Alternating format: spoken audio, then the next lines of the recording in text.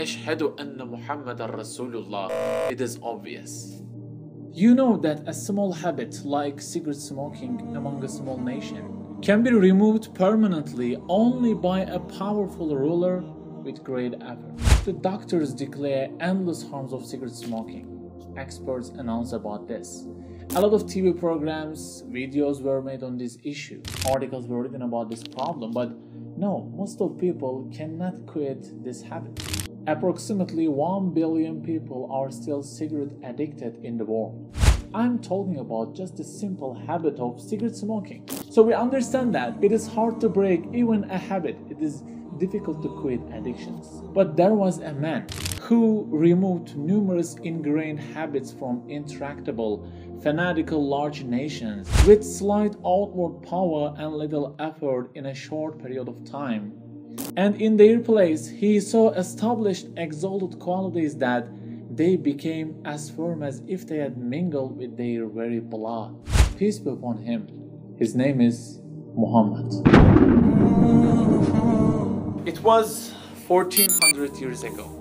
There were incredible habits among Arabian society in Mecca. You know, you can never see such a savage people. They used to bury their daughters alive. Can you believe this? And this was a big habit, and they used to be proud of this. And they also used to be sex addict or alcohol dependent. You know, they were drunk all the time. Or they used to be hardly racist. Interest was general thing. There was no value of women. For example, if someone dies, his wife was used to captured by the first pretender.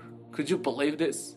And it goes like this. I mean, there were incredible habits, and the tribes of Arabian people, the tribes of Arabian society were the most savage people at that times. And then Prophet Muhammad, peace be upon him, came. He was illiterate. You know, he didn't know how to read or write. He had not graduated any psychology school. He had not studied any sociology department of any university, you know. And he also had not read any philosophy book. But he started to talk about something, you know, something dangerous. He started to bring new messages to people, but these messages were really dangerous for him. And he didn't have any power though.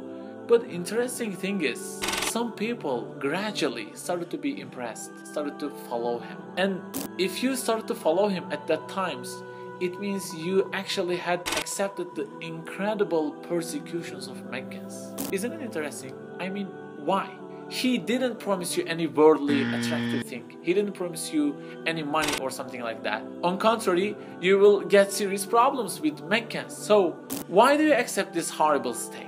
And they started to change, you know. They started to change their lifestyles. They listened to him, whatever he told, and they started to quit their evil addictions. For example, Umar ibn al-Khattab. He was an alcohol addict before. Yes. But after coming in contact with the Prophet Muhammad, peace be upon him, he became such a man who is considered as a justice symbol for all humanity. Guys, psychologists, doctors did not work on this guy. Just an illiterate man. How? How can it be?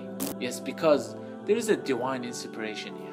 This effect cannot be made by a human being. It is not possible. And not only a man, but also huge societies were changed incredibly by just a man. By the way, he brought new rules which are not attractive for desires of human being. For example, he brought the fasting, 5 daily prayers, or alms giving, or not to drink alcohol. These things are not attractive for our desires, right? But the alcohols had flowed in streets of Medina after the verse about alcohol was revealed. Why? What happened? The modern specialists cannot do this, even though they explain the harms of alcohol, can they? And after Islam, 80% of these people left Arabia and went all around the world to teach people. And they were thousands, you know. You cannot see such a fast growth. And all ashab, all the companions of Prophet Muhammad, peace be upon him, have become role models for the Muslims for 1400 years. But these guys were extremely savage before Muhammad, peace be upon him. Nobody can explain this without prophethood. No, it is not possible. There is no such a revolution in history. But if you still deny the prophethood of Muhammad, peace be upon him, Billy Zaman has a challenge for you. He says, we present the Arabian Peninsula as a challenge to those who refuse to see the testimony of the blessed age of the Prophet. Let them each take 100 philosophers. Go there and strive for 100 years. Would they be able to carry out in the time 100 of what he achieved in a year? Sciences have reached high levels, right? We have science of psychology, science of sociology. We have specialists, right? Okay then, take a specialist group of sociology and take a specialist group of psychology and philosophers and go to Arabia and work on for 100 years and try to make some changes, you know? For example, bring a new religion, new rules, and make people to conform to you through your modern books. Would they be able to do this? Obviously not possible. The modern thought still cannot solve the racism issue in this modern world, you know? He solved this in the most savage people 1400 years ago. He just said, a white has no superiority over a black, nor a black has any superiority over a white. That's it. There is no racism issue in Muslims for 1400 years. You know what? Forget about the racism. We are not able to change even our childs about simple habits, right? Such as not to playing video games, to study, to do homeworks, right? It is a reality. So simply, it is impossible to make this change. All these changes can only arise from a prophet. Ashhadu anna Muhammadan Rasulullah. It is obvious.